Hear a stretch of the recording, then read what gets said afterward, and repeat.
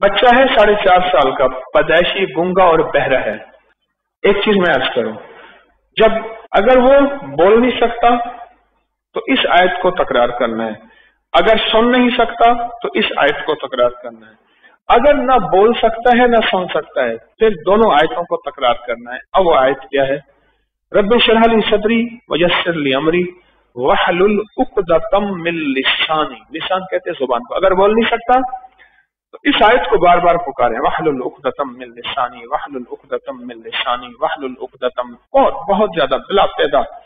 और अगर बोल सकता है और सुन नहीं सकता, यफ़क़हु क़ौली, यफ़क़हु क़ौली, लिसानी यफ़क़हु क़ौली। हाँ, क्योंकि कौल का ताल्लुक सुनने से है। एक बात बताऊं, आप एक बच्चा ले लो, उसे गूंगे बहरे और अंधों के साथ छोड़ दो, ना को बोलते हो ना सुनते हो ना करते हो, और जानवरों के साथ रख दो, वो गूं गां करेगा, जानवर जैसी बोलियां बोलेगा, बिल्कुल नहीं बोल सकेगा।